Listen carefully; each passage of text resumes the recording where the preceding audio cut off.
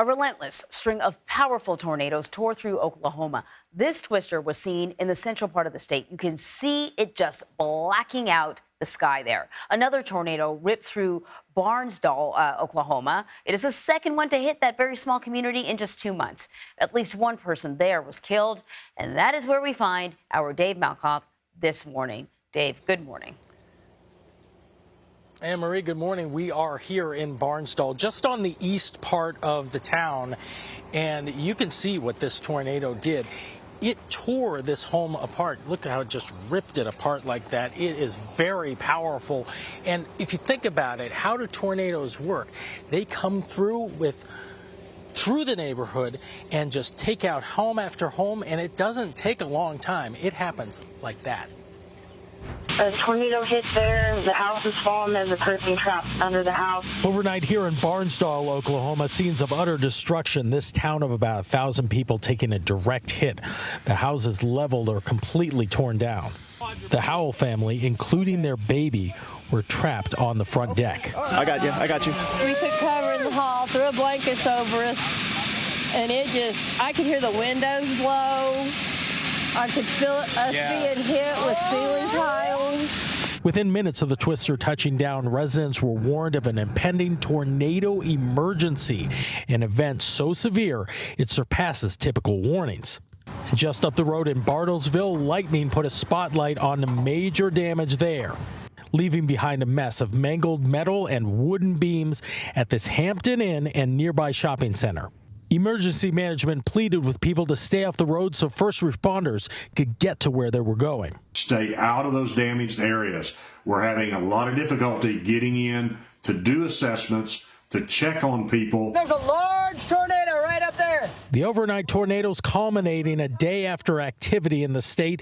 This tornado was spotted about 50 miles northwest of Oklahoma City, taking down power poles in Hennessy.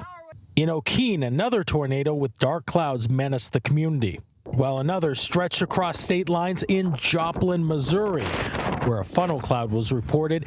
Damage ranged from toppled tractor trailers to tossed sheds from this Lowe's lumber yard.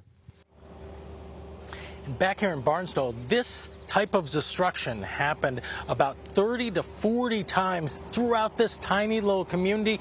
We're also hearing, Anne-Marie, that a nursing home was struck by the tornado, but all the residents were accounted for, and luckily they didn't have to go to the hospital. That could have been really, really bad, right? Yeah, that's the most important thing, right? It's life. I just saw a gentleman kind of walking out of, I don't even know if this is a home or what the structure is behind you. There's a different story for all the debris, but what's the story with the house where you are at?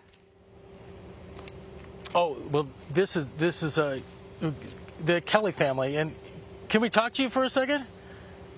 Do you mind if we? I was wondering if we could, because this is Carl Kelly. Come on over here. We're on live here on CBS. Tell us the story. You were inside the house, Carl, with your mom, who's 80 years old. She's on hospice care. What happened? I got her up. We went back to that back bathroom. I covered her up. With your body? Yeah. Wrote it out.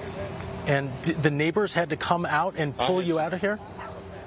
That gentleman in the B hat and the head football coach in town come out and dug us out. Wow.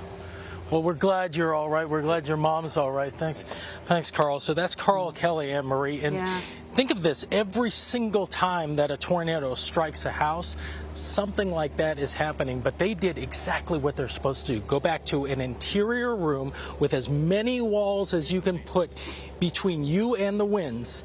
And they survived. 80 years old with her son on top of her.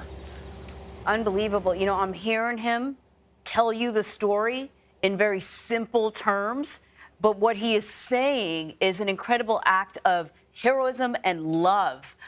It's really incredible. I'm sure they're still stunned. In the next few days, they'll be able to probably talk about it a little easier. But Dave, I got to thank you so much for bringing these stories to us, because, as you know, we've been covering this severe weather day after day after day. At some point, it becomes like just another story, but you're reminding us of the people that are impacted by this stuff. Thank you so much.